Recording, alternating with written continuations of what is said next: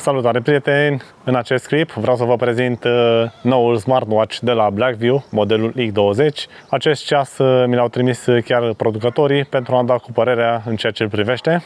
Pot să vă spun că folosesc acest ceas deja de o săptămână și mi-am format o părere despre el, am văzut cum funcționează și de asemenea pot să vă spun și dacă merită sau nu din punctul meu de vedere. Ceasul vine în această cutie, o cutie simplă. În cutie găsim în primul rând ceasul cu una dintre cele două curele montate. În momentul de față eu am montat o curea de tip textil și de asemenea mai găsim în cutie și o curea confecționată din cauciuc. Un cablu de încărcare care are o prindere magnetică. Contactele pentru acest cablu de încărcare se găsesc pe spatele ceasului. Și în ultimul rând găsim manualul de utilizare. Ceasul are un cadran rotund cu diametru de 1,43 inch. Un ecran care se vede excepțional de bine, ținând cont că este vorba de o marcă chinezească de ceasuri. Și de asemenea pot să vă spun că ecranul este foarte luminos. Dar ce m-a impresionat foarte mult este rezoluția acestuia, care se vede similar cu orice telefon de top, ca să vă faceți așa o idee. În sensul că nu vezi o imagine pixelată și totul se vede foarte clar. În ceea ce privește durata de viață a bateriei, în manualul de utilizare scrie că bateria ține 5 zile. În testele mele am văzut că bateria ține cam 4 zile dacă îl utilizezi normal, însă dacă activezi cam tot ce poate la maxim, adică să stai ecranul aprins foarte mult sau să citească ritmul cardiac odată la 5 minute, poate să țină bateria chiar și 2 zile, ceea ce e destul de puțin. Însă dacă îți personalizezi ceasul după nevoile tale, de exemplu așa cum l-am personalizat eu acum, ține 4 zile, deci foarte aproape cu ce găsim în manualul de utilizare. Din punctul meu de vedere, un ceas, în primul rând, ar trebui să-l folosim pentru funcția de bază a acesteia, adică să vedem cât este ceasul. Însă, după cum știți, ceasurile astea inteligente vin cu o mulțime de alte funcții. Și a doua funcție utilă pe care o regăsim pe acest ceas este faptul că poți să vorbești la telefon fără să fii nevoit să mai scoți telefonul. Deci dacă sunt pe bicicletă, pot să răspund foarte ușor de aici și pot să vorbesc prin intermediul acestui ceas. Acesta fiind dotat atât cu microfon cât și cu un difuzor. Și de asemenea și vibrează atunci când suni și chiar dacă este zgomot vei putea să-ți dai seama că ești sunat pentru că îți va vibra ceasul la mână. Acum să testăm și funcția de convorbire telefonică. Accesăm meniul dacă mișcăm degetul din stânga în dreapta. Mergem aici la funcția de telefon, contacte și contactul pe care l-am creat eu special pentru acest test. Sună. Alo? Bună! Uite, te-am sunat să testăm funcția de convorbire telefonică a ceasului Blackview X20. Să-mi spui, te rog, cum auzi. Eu te aud foarte bine. Da, și eu te aud bine. Super, atunci o să închid și mă vei suna tu. Ok. Așteptăm să ne sune.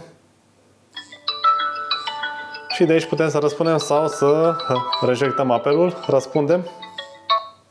Bună! Bună! Din nou te aud bine. Sper că și tu mă auzi bine. Da, e tot în regulă. Ok, atunci să mai trimis, te rog, vreo 2-3 mesaje. Vei putea de asemenea să citești și SMS-urile sau mesajele pe care le vei primi pe Facebook Messenger sau pe WhatsApp. Da, deja am primit SMS-ul. Se vede foarte bine.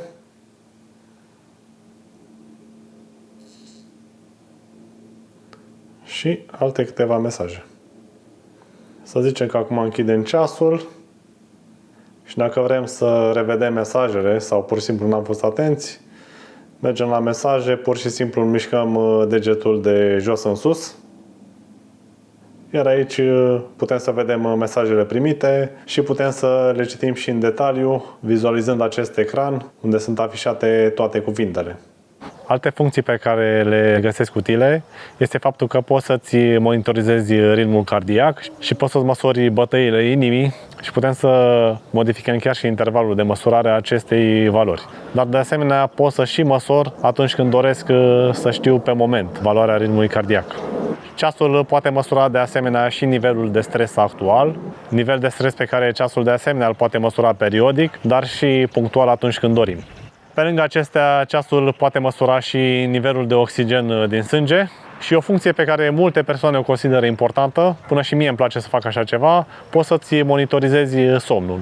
Și poți să vezi dacă ai avut parte de un somn odihnitor și de asemenea câte ore ai dormit. Pentru că ceasul este dedicat și pentru cei care practică sport, așa cum suntem noi. Ceasul de asemenea are foarte multe profile de activitate pe care atunci când le pornești îți monitorizează atât perioada în care ai depus acea activitate, cât și câțiva parametri, cum ar fi pulsul sau numărul de calorii consumate. Dintre cele două curele puse la dispoziție în pachet, îmi place foarte mult această curea de tip textil, care tot așa e confecționată din plastic, însă dintr-o fibră împletită. Îmi place că este foarte comodă, dar îmi place că poate fi montată și foarte ușor, având un arici și poți ajusta foarte fin cât de larg să fie ceasul pus la mână și de asemenea poate fi dat jos foarte ușor. Și vedeți, această curea nu se desprinde total. Deci chiar dacă s-a desprins ceasul, acesta ar fi cam greu să cadă de pe mână.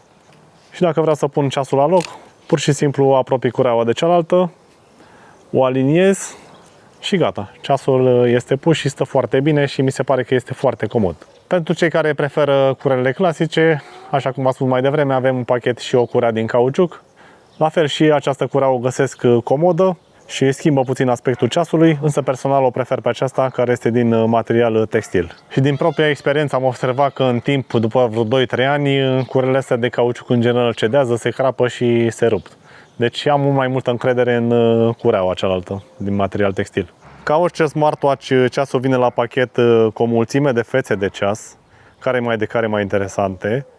În funcție de fața ceasului pe care o alegem, aceasta poate să ne ofere mai multe informații, care pe lângă ceas, acestea pot afișa fie data, fie ritmul cardiac, fie numărul de pași, fie numărul de calorii consumate, dar pe lângă fețele implicite de ceas care vin la pachet cu ceasul sau pe aplicația telefonului care poți configura anumite setări ale ceasului, avem pusă la dispoziție și o față a ceasului pe care o poți configura și în sensul că poți pune fotografia dorită și informația pe care dorești să o afișezi. De exemplu, în momentul de față eu am setat-o să-mi arate timpul, data și ritmul cardiac.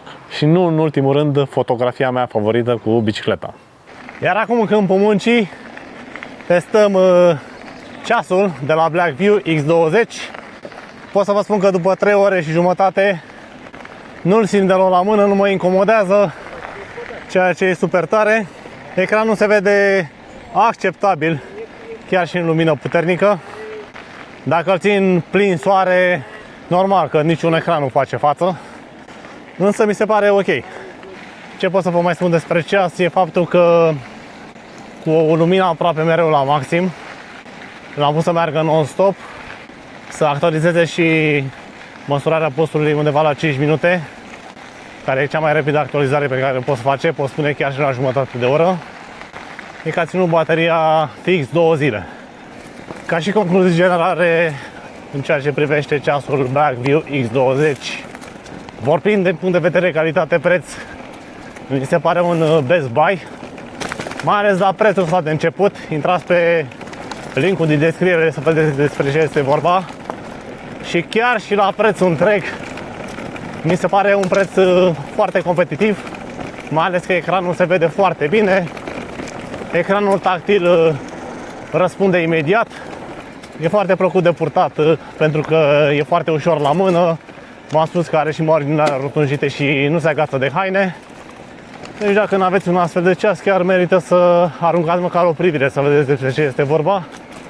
Însă țin să menționez că are totuși dezavantajul că nu poți să-l conectezi cu aplicațiile cunoscute, cum ar fi Strava sau alte aplicații cunoscute de monitorizare a activităților sportive. Cam asta ar fi poate singurul dezavantaj.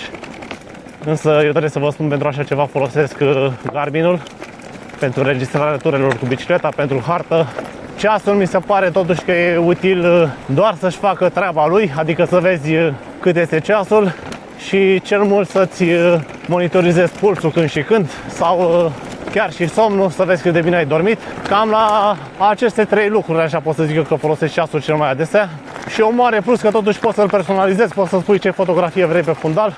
Chiar mi-a plăcut chestia asta.